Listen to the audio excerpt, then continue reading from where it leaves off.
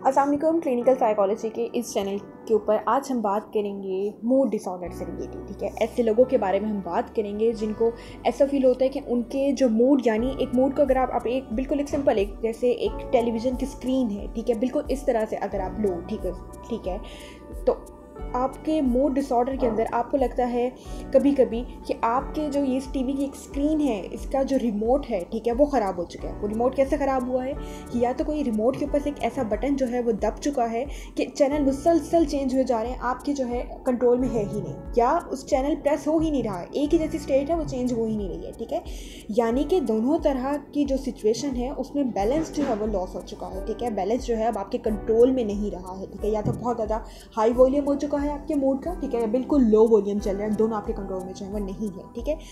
तो हमें आज हम जो है इन सारी चीज़ों के बारे में बात करेंगे और हम ये बेस्ट ट्राई करेंगे कि हम ऐसे लोगों के बारे में इनको इन प्रॉब्लम्स को लेकर किस तरह से जो है वो मैनेज कर सकते हैं चीज़ों को। ठीक है, अच्छा, सबसे पहले तो अगर अभी हमने बात की मूड डिसऑर्डर की, जिसमें एक बेसिक एक एग्जांपल ली जिसके साथ हम बहुत ज़्यादा रिलेट कर सकते हैं टेलीविज़न की स्क्रीन के साथ। ठीक है, तो अगर हम देखते हैं कि बेसिकली मूड डिसऑर्डर से पहले हमें इमोशंस को समझना भी बहुत ज़रूरी है, जिसको हम बहुत एक कॉम्प्लेक्स करके नहीं, बल्कि हम बहुत सिंपल वे में जो है उसको समझने की कोशिश करते हैं कि हमारे इमोशंस जो है बेसिकली वो क्या है। कि सिंपल से अगर हम इसको यही कहें कि अगर हमारी एनर्जी जो है, हमारी मोटिवेशन के अंदर जो एनर्जी का लेवल है, ठीक है, उसको अगर आप इमोशन का नाम दो, ठीक है, अगर वही एनर्जी आपकी अनकंट्रोल्ड वे में चलेगी तो भी मसला है। ठीक है, अगर बिल्कुल बहुत ज़्यादा कंट्रोल हो जाएगा आपका, इतना कंट्रोल कि आपको एक रिमोट सी फीलिंग लगेगी, एक रिमोट सी फीलिंग आती लगेगी कि हर चीज़ जो एक रिमोट की तरह चलिए, तो भी प्रॉब्लमेटिक है। ठीक है, यानी दो तरह की अगर हम इनसे जो है कंक्लूजन जो है वो एक्सक्लूड कर सकते हैं। एक तो ये कि आपके पास जितने भी इमोशंस आ रहे हैं आप उसको कितना कंस्ट्रक्टिव वे में जो है वो यूज़ कर रहे हो। ठीक है, दूसरा प्रॉब्लमेटिक सिचुएशन ये हो गया है कि आपने जो है अब इमोशन के कंट्रोल में आपने खुद ही को ले लिया है। ठीक है, आप under control of your emotions आ गए हो। ठीक है, तो ये चीज़ यहाँ से प्रॉब्लम जो है आपका इमर्ज होना स्टार्ट हो जाएगा। ठीक है,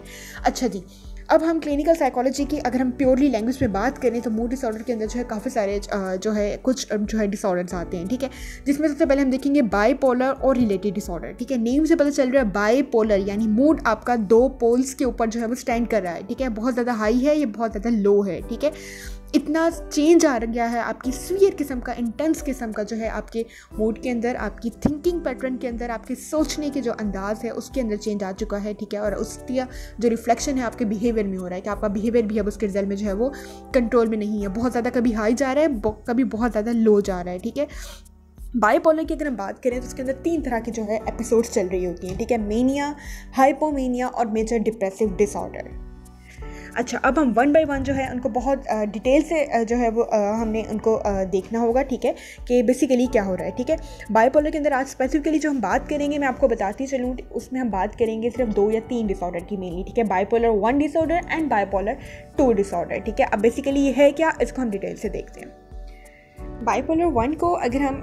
डिटेल से समझें, ठीक है, तो सबसे पहले तो हमने ये देखना कि बेसिकली बाईपोलर 1 डिसऑर्डर हम किसको कहेंगे। ठीक है, बाईपोलर 1 डिसऑर्डर आप अंडर मूड डिसऑर्डर कैटेगराइजेशन, ठीक है, अगर हम इसको समझें तो बाईपोलर 1 डिसऑर्डर के लिए ज़रूरी है कि आपकी लाइफ के अंदर आप किसी मैनिक एपिसोड से कन्फर्म एक दफ़ा ज़रूर गुजरे हो। ठीक है, और उसको फॉलो करती हुई हाइपोमैनिक और मेजर डिप्रेसिव एपिसोड, जिसको हम बहुत डिटेल से जो है अपनी लास्ट वीडियो के अंदर डिस्कस कर चुके हैं। ठीक है, उस स्टेज से आप गुजरे हुए हो। ठीक है, यानी आपकी लाइफ के अंदर in short manic episode confirm हुई हो और उसको फॉलो करती हुई नेक्स्ट 2 जो है हाइपोमैनिक और मेजर डिप्रेसिव एपिसोड जो है वो भी हुई हो। ठीक है, मैनिक एपिसोड क्या है, बेसिकली मैनिक एपिसोड एक ऐसी एपिसोड है कि आपकी लाइफ के अंदर एक वीक मुसलसल ऐसा ज़रूर आया हो जहाँ पे आप ज़्यादातर दिन या दिन का ज़्यादातर हिस्से में जो है आपने अपने मूड को जो है बहुत हाई लेवल पे महसूस किया हो कि बहुत ज़्यादा चिड़चिड़ापन महसूस हो रहा है, बहुत एक एक्सपेंसिव किस्म का जो है आप जो है वो मूड जो है वो फील कर रहे हो, जिसमें दिन के ज़्यादातर जो हिस्सा है, ठीक है, या जितनी भी आप एक्टिविटीज़ कर रहे हो, ठीक है, उसके अंदर ये चीज़ जो 3 या 3 से ज़्यादा सिम्टम्स जो भी हम डिस्कस करने जा रहे हैं ये ज़रूर होने चाहिए। ठीक है, अच्छा, अब सबसे पहले क्या है कि आपको बहुत ज़्यादा आपको ऐसा फील हो कि आपकी सेल्फ स्टीम बहुत ज़्यादा हाई है। ठीक है, या ग्रैंडियोसिटी का कॉन्सेप्ट आ रहा है कि आप ही सब कुछ हो, आप अपने आप को ओवर वैल्यू करना शुरू कर दो। ठीक है, जो आपके पास है वो किसी के पास नहीं है। ठीक है, या तो कुछ ऐसा हो रहा हो। सेकेंडली, आपका नींद का जो पैटर्न है, स्लीप डिस्टर्बेंस जो आपकी बहुत ज़्यादा होगी। ऑब्वियसली अगर आप इतना ज़्यादा एनर्जेटिक फील कर रहे हो, इतनी अपने आप को जो है हाई लेवल पे फील कर रहे हो, ठीक है, एनर्जी का लेवल, एक्टिविटी का लेवल आपका, ठीक है, तो आपका स्लीप पैटर्न भी डिस्टर्ब हो रहा है। ठीक है, इसके साथ साथ आपको ये फील हुआ हो कि आप बहुत ज़्यादा रूटीन से ज़्यादा जो है टॉकटिव हो चुके हो। ठीक है, और आपकी जो स्पीच है उसके अंदर बहुत ज़्यादा प्रेशर फील हो रहा है आपको। ठीक है, देन फ्लाइट ऑफ आइडियाज़ आपके माइंड में आ रहा है, ये बहुत ज़्यादा कुछ ऐसा आपको फील होता है कि आपकी जो सोचें हैं वो बाकायदा किस्म की एक किसी रेस में चल रही हैं, एक दौड़ लगी हुई है आपके दिमाग के अंदर मुख्तलिफ किस्म की सोचों की, ठीक है। इसके अलावा ये कि डिस्ट्रैक्टिबिलिटी चल रही हो, ठीक है, बहुत ज़्यादा जो है अटेंशन जो है अनइम्पॉर्टेंट या रेलिवेंट किसी भी चीज़ पे जो है आप जो है आपकी वो जो है इजीली ड्रॉ हो जाती है, ठीक है, या किसी और ने भी जो है ये चीज़ ऑब्जर्व की हो। फिर आपकी जो गोल डायरेक्टेड एक्टिविटी उनमें आपका इंक्रीज इंटरेस्ट हो चुका है, ठीक है, वो कोई भी आपकी स्कूल की एक्टिविटी, किसी भी काम से रिलेटेड, ठीक है, या कोई भी सेक्सुअल जो एक्टिविटी है उसमें भी आप ये देख सकते हो, ठीक है। इसके अलावा साइकोमोटर एजिटेशन जो है, ठीक है, आपको बेचैनी जो है हर किस्म की जो है वो बहुत ज़्यादा फील कर रही है, ठीक है। आपकी जो गोल डायरेक्टेड एक्टिविटी है वो नॉन गोल डायरेक्टिव भी हो सकती है, ठीक है, जिसमें एक जो है बेनिफिशियल ना हो जो आपके लिए, ठीक है। बहुत ज़्यादा आप उन एक्टिविटीज़ के अंदर भी एंगेज हो रहे हो, ठीक है, जहाँ पे एक पेन का जो है एलिमेंट जो है आपकी लाइफ के अंदर जो है वो ऐड हो गया है एज ए इंग्रेडिएंट, ठीक है, कि उन एक्टिविटीज़ में भी बहुत ज़्यादा आपकी एक्सेसिव इन्वॉल्वमेंट है जिसमें आपको पेन जो है वो फील हो रहा है, ठीक है। उसमें बहुत ज़्यादा अगर आप स्पीडी ड्राइव कर रहे हो, ठीक है, या कुछ सेक्सुअल जो है इंडिस्क्रिमिनेशन के अंदर जो है आप इन्वॉल्व हो रहे हो, ठीक है, या बिजनेस की कुछ ऐसी इन्वेस्टमेंट है जो कि आपने फुलिश वे में जो है वो कर दी है, ठीक है, या किसी क्रिमिनल एक्ट में जो है वो आप इन्वॉल्व हो गए हो, ठीक है। तो ये सब कुछ, ठीक है, इन सारी चीज़ों की वजह से आपकी ऑब्वियसली आपकी सोशल लाइफ अलग डैमेज हो रही है, आपकी जो है पर्सनल लाइफ अलग डैमेज हो रही है, ठीक है, आपकी जो ऑक्यूपेशनल लाइफ है वो भी डिस्टर्ब हो रही है, मतलब हर सेटिंग जो आपकी जो है इन सारी प्रॉब्लम्स की वजह से जो है वो अफेक्ट हो रही है, ठीक है। ये सारी एक्टिविटी ज़रूरी नहीं है कि किसी भी सब्सटेंस एब्यूज़ या एडिक्शन किसी भी तरह की जो है उसकी वजह से हो रही हूँ, ठीक है। तो इन सारी को हम कहेंगे एक मैनिक एपिसोड का हमने इसको जो है वो नाम दे दिया, ठीक है। इसको फॉलो करती हूँ हमने कहा था कि हाइपोमैनिक एपिसोड भी होनी चाहिए, ठीक है। अगर आप कैटेगराइज करो बाइपोलर 1 को अगर आप डायग्नोसिस दे रहे हो तो हाइपोमैनिक क्या है कि ये सारे सिम्टम्स अगर कंसेक्टिव 4 डेज़ के अंदर आ रही हो एटलीस्ट, तो आप उसको हाइपोमैनिक एपिसोड का नाम दे रहे होगे, ठीक है। जबकि मैनिक एपिसोड में आप 1 वीक के अंदर इसको टाइम दे रहे थे, ठीक है। हाइपोमैनिक और मैनिक एपिसोड में डिफरेंस जो है कुछ इस तरह से देख सकते हैं कि हाइपोमैनिक के अंदर आपकी कोई भी साइकोटिक किस्म के कोई भी जो है फीचर्स नहीं आ रहे होते। इसके अलावा हमने ड्यूरेशन का डिफरेंस अभी डिस्कस किया, ठीक है।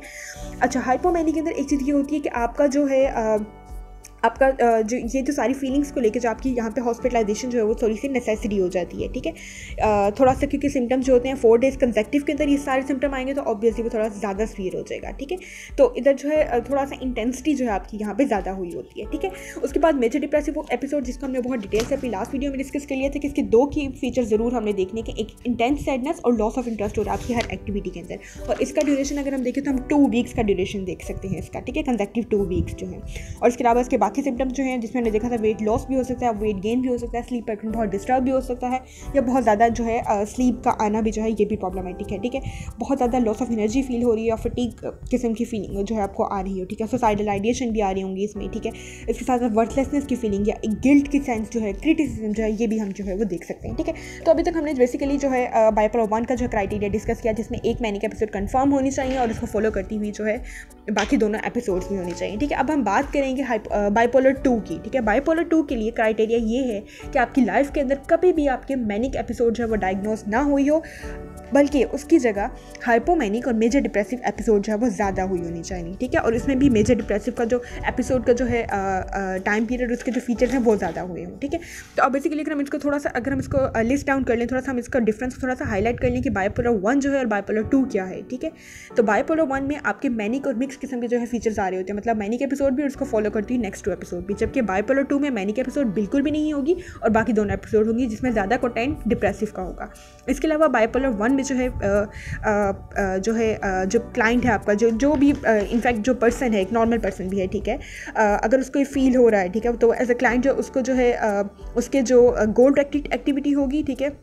वो बेनिफिशियल नहीं होगी। जबकि जो हाइपोमेनिया है उसमें गोल डायरेक्टेड एक्टिविटी कहीं ना कहीं वो कंस्ट्रक्टिव वे में उसको यूटिलाइज कर रहा होगा किसी पेंटिंग में या आर्ट के थ्रू, ठीक है। अच्छा जी, जबकि ड्यूरेशन का हमने डिफरेंस देख लिया, ठीक है, कि उसका मैनिक एपिसोड 1 अगर होती है, ठीक है, तो उसमें 1 वीक का ड्यूरेशन होता है, और अगर बाइपोलर 2 होती है तो उसमें अगर मेजर भी आ रही है या आ रही है हमारे पास हाइपोमैनिक, तो अगर हाइपोमैनिक आ रही है तो 4 डेज़, और अगर मेजर डिप्रेसिव आ रही है तो इसमें जो है 2 वीक्स जो है कंसेक्टिव होने चाहिए, ठीक है। तो इस तरह से जो हमें छोटी सी हमें एक जो है एक स्केच जो है वो पता चल जाता है कि बाइपोलर 1 और बाइपोलर 2 के अंदर बेसिकली क्या डिफरेंस है, ठीक है। जितना ज़्यादा हम क्लियर रखेंगे डिसऑर्डर्स को, जितना ज़्यादा हम क्लियर कट होंगे अपने प्रॉब्लम से रिलेटेड, जितनी ज़्यादा हमें अवेयरनेस होंगी, उतना ये हमारे लिए बेस्ट है कि आप कितना अच्छे से उसको मैनेज कर सकते हो, ठीक है। हम देखेंगे कि मूड डिसऑर्डर या बाइपोलर से रिलेटेड जितने भी प्रॉब्लम हमने डिस्कस किए उनकी क्या क्या पॉसिबल जो है रीजन हो सकती हैं, ठीक है। तो इसको जो है हम अगर देखें तो कुछ फैक्टर्स जो है वो अगर हम उसको हाईलाइट करें, कुछ फैक्टर्स को अगर हम एनलिस्ट करें तो उसमें कुछ फैक्टर्स आते हैं लाइक जेनेटिक फैक्टर आपका, ठीक है। अगर आप उस फैमिलीज़ के साथ बिलोंग करते हो जहाँ पे आपके पेरेंट्स के जो है उनकी भी हिस्ट्री रही हुई है किसी मूड डिसऑर्डर से रिलेटेड, ठीक है, तो फिर बहुत ज़्यादा चांसेस हैं, ब्राइट चांसेस हैं कि आपके जो है आप में भी ये चीज़ जो है वो डिवेलप हो गई हो कहीं ना कहीं, ठीक है। देन न्यूरोट्रांसमीटर का रोल आ जाता है। न्यूरोट्रांसमीटर एक ऐसे, अगर आप उसको सिंपल करके समझे तो बिल्कुल एक ऐसी चीज़ जो कि कुछ ऐसे केमिकल्स जो हैं ब्रेन के जो कि मैसेज कन्वे कर रहे हैं बिटवीन ब्रेन एंड बॉडी, ठीक है, कि कब आपने खुश होना है, जब खुश होना है तो कौन से जो है वो केमिकल्स जो है उस टाइम रिलीज़ होंगे, ठीक है, कौन से जो है रोल प्ले कर रहे होंगे आपके जो ट्रांसमीटर हैं, ठीक है। तो उनका बहुत ज़्यादा हो जाना उनके न्यूरोट्रांसमीटर्स का, ये बहुत बिल्कुल ना होना, ये एक नॉर्मल या ऑप्टिमम स्टेट से जो डेविएट कर जाना, ठीक है, तो उनका अगर इम्बैलेंस होगा तो फिर भी आपको चांसेस हैं कि यहाँ पे मूड डिसऑर्डर जो है वो हो रहा हो, ठीक है। इसमें काफ़ी सारे न्यूरोट्रांसमीटर जो है रोल प्ले कर रहे होते हैं। डोपामिन रोल प्ले कर रहा होता है, सेरोटोनिन जो है वो अपना रोल प्ले कर रहा होता है, ठीक है, एपिनेफ्रिन, नॉन एपिनेफ्रिन, ठीक है, नंबर ऑफ न्यूरोट्रांसमीटर यहाँ पे रोल प्ले कर रहे होते हैं। उसके अलावा ये कि एक और फैक्टर ये भी हो सकता है, टेम्परामेंट का एक फैक्टर भी हो सकता है कि आप कितना जल्दी रिएक्ट करते हो सिचुएशन को लेके, ठीक है। अदर देन दिस ये भी हो सकता है कि आपकी फैमिली लाइफ स्टाइल क्या है, आपका फैमिली जिस फैमिली से आप बिलोंग होते हैं क्या वो बहुत ज़्यादा इमोशनल एक्सप्रेसिव तो नहीं है कि वो हर चीज़ को बहुत ज़्यादा एक्सप्रेस करती हो, रिएक्ट जल्दी कर जाती हो, ठीक है, तो यहाँ पे भी आपके पास चांसेस हो सकते हैं। अदर दैन दिस कुछ ऐसे एवर्सिव लाइफ एक्सपीरियंस हुए हैं जो कि आपके लिए वहाँ पे उनको एक्सेप्ट करना जो था वो पॉसिबल नहीं था अभी तक, जो आप डिनाइल की स्टेट में हो या आपको कुछ वो है बहुत ज़्यादा एवर्सिव लग रहा है कि आप उसको मैनेज नहीं कर पा रहे हो और उनकी हिस्ट्री काफ़ी लंबी हो गई, तो आपके चांसेस है यहाँ पे भी, ठीक है, इस चीज़ को लेके। फिर कुछ गोल्स जो आपने सेट किए हुए थे और वो उस तरह से अचीव नहीं हो पाए, ठीक है, तो फिर भी यहाँ पे चांसेस हो सकते हैं इस चीज़ को लेके, ठीक है। फिर स्लीप पैटर्न आपका बहुत ज़्यादा डिस्टर्ब हो चुका है, आपका डाइट प्लान जो है वो ठीक नहीं जा रहा है, ठीक है। अदर देन दिस आपके कॉग्निटिव डिस्टॉर्शन चल रहा है, सोच के अंदर बहुत ज़्यादा डिस्टॉर्शन चल रहे हैं कि टूटी फूटी सोच जो है वो एक ऑप्टिमम स्टेट से जो है वो डेविएट कर गई है, ठीक है, एक नॉर्मल लेवल पे नहीं रही, बहुत ज़्यादा सोच आ रही है, बिल्कुल ये ऐसा लगता है कि ब्लैंक हो चुका है माइंड, ठीक है, तो ये चीज़ भी जो है इसके साथ होती है। इसके अलावा कुछ आपके बिलीव्स, कुछ फिक्स्ड स्कीमास, ठीक है, कि ये चीज़ ऐसे हो ही नहीं सकती, या आपके एक सेट पैटर्न जो आप उसी को फॉलो कर रहे हो, ठीक है, उसे डेविएट नहीं कर पा रहे हो, अपने आप को रेगुलेट नहीं कर पा रहे हो अपने इमोशंस का जो है लेके, ठीक है, तो ये कुछ जो है कॉजेज हो सकती हैं पॉसिबल जिनको हम डिस्कस कर सकते हैं, ठीक है। तो उसके बाद अब हम जो है मेनली बात करेंगे कि हम, अच्छा जी प्रॉब्लम तो हो गया, ठीक है, जिस तरह से भी हुआ प्रॉब्लम अब जो है हो चुका है, अब बात आती है हमने उसको मैनेज किस तरह से करना है।